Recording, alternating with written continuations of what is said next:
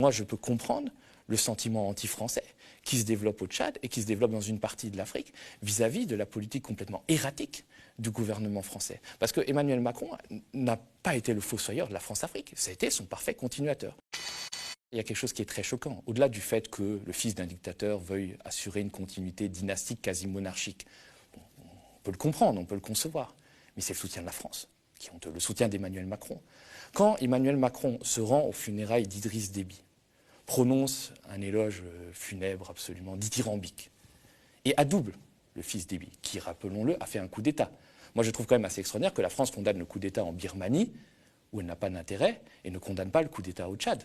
Je veux dire, c'est un peu la défense des droits de l'homme à géométrie variable. Et donc, Macron a adoubé ce jeune homme-là, ce Mahamat Idriss Déby Itno, et 4 jours plus tard, il y a des manifestations d'une ampleur jamais vue à N'Djamena. Ce Mahamat Idriss Déby Itno fait tirer sur la population, sur des manifestants désarmés, faisant 9 morts, des gamins qui avaient la vie devant eux, et Emmanuel Macron est responsable de ça.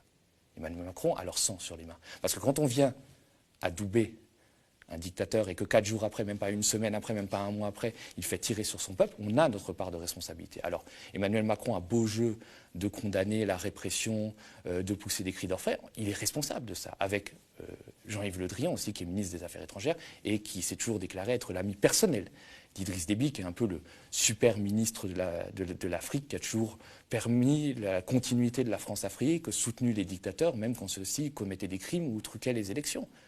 Donc moi j'ai honte pour mon pays. J'ai honte pour mon pays d'avoir cautionné cette mascarade et d'avoir permis, en fait, d'avoir donné carte blanche au fils Déby pour qu'il tire sur son peuple. Et je pense qu'Emmanuel Macron et Jean-Yves Le Drian doivent rendre des comptes, parce que c'est proprement inacceptable. Tu penses que l'appui, quelque part, au régime du gouvernement français le rend responsable du coup de ce qui s'est passé, qui se sont sentis les mains libres en fait? Bien sûr. Très vite, au moment de l'annonce du coup d'État, le 20 avril, la France a pris acte du coup d'État, n'a pas condamné, n'a pas appelé au retour à l'ordre constitutionnel, comme par exemple il l'avait fait au Mali.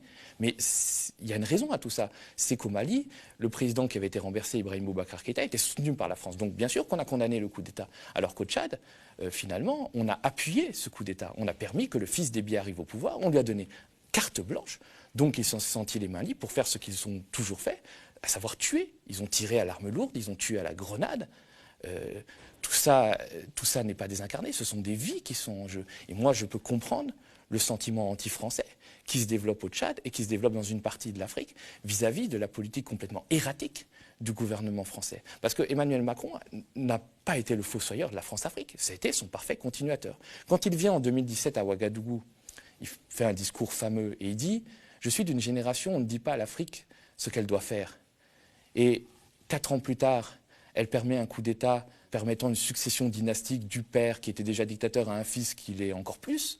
Moi, je trouve ça proprement scandaleux. Donc je comprends ce sentiment-là, qui n'est d'ailleurs pas dirigé contre les Français, contre les simples citoyens, mais qui est dirigé contre un État qui finalement n'a plus de boussole que celle de la réelle politique et de maintenir son précaré, parce qu'évidemment, la France considère ses anciennes colonies d'Afrique francophone comme son précaré, et on maintient un système qui est terrible pour les peuples, parce qu'il les maintient dans la misère et il les maintient dans la peur.